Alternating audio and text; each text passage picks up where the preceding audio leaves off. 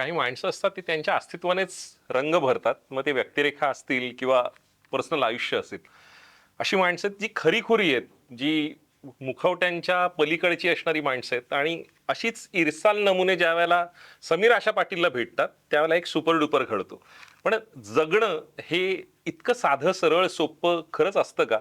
की आडवळणाने जाताना आपल्याला एक नागमोडी वाट जी आहे, ती फार सरळ वाटायला लागते. नेमकं सुपर डुपरचा हा प्रवास कसा होता? शशांक शेंडे, ऋषिकेश, प्रतीक्षा ह्यांच्या सोबत या समीर आशा पाटीलचं नेमकं चाललंय तरी काय जाणून घेऊया. समीर, येस ही सर. माणसं फार इरसाल आहेत आणि जितकी साधी, सरळ, सोपी, गुणी आणि प्रतिभावंत हा शब्द हल्ली फार जपून वापरायला लागतो. पण खरंच फार जेन्युन माणसं आहेत. त्या सगळ्यांना एकत्र आणणं आणि त्यांच्याकडून कामही करून घेणं.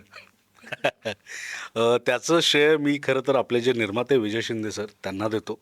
कारण एका दिग्दर्शकाने आपली विशलिस्ट मांडणं आणि निर्मात्याने म्हणणं, की ही सगळी तुला मिळतील, तू टेन्शन घेऊ नको. त्या बात. अ, ही खूप मोठी गोष्ट असते आणि मी त्यांना कलाकारांव्यतिरिक्त पण खूप ओळखतो. आपले सगळे जी धुरंधर मंडळी आहेत.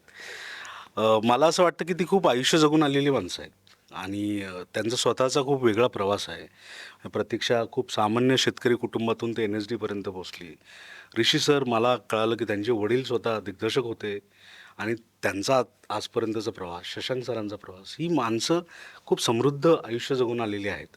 आणि इतरांनाही समृद्ध केली. हो, इतरांनाही समृद्ध केलं आहे आणि खऱ्या अर्थाने ज्यावेळेस ही स्क्रिप्ट झाली आणि मला ही सगळी पात्रं दिसत होती, त्या पात्रांचा आवाका पण तसाच आहे. म्हणजे ती ती पात्रं पण खूप आयुष्य जगून आलेली आहे आणि बऱ्याचदा आपण ज्याला बॅकस्टोरी म्हणतो, ती बॅकस्टोरी उभं करत असताना नटाच्या आयुष्याची बॅकस्टोरी ज्यावेळेस त्याच्यासोबत येते, त्यावेळेस काहीतरी वेगळं समीकरण आपल्याला पडद्यावर दिसतं आणि आपण म्हणतो ना, की जेवढं जेवढं लोणचं जास्त मुरलेलं असतं तेवढं ते चविष्ट होतं.